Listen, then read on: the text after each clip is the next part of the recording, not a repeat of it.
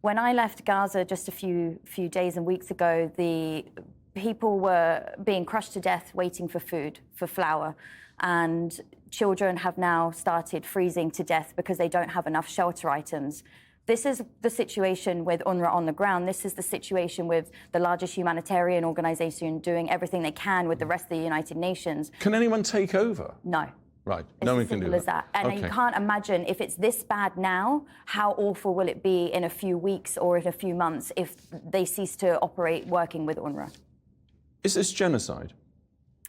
I'm not a legal expert. That's not for me to be able to say, but I can tell you what I see. We see children being killed every day.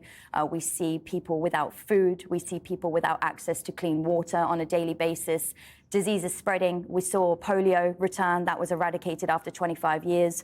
It's endless. The horrors are endless. I have to put to you what the Israelis say to us, which is that Hamas is using hospitals as shelter.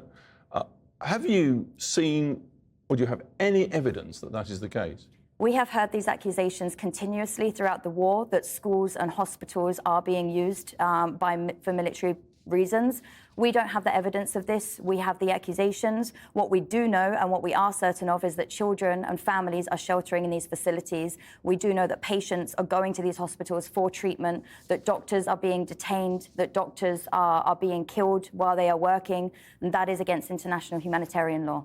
And Israel is saying, or at least indicating, that they could in some way start shifting aid into the Strip to where it's needed. Does that sound in any way credible to you? No.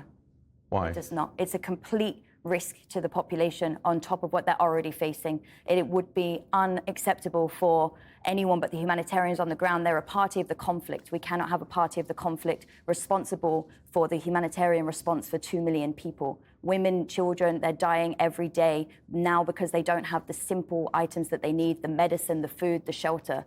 This needs to be run by the United Nations. This is the responsibility and the mandate of the international community, and that is what we need to continue to be allowed to do.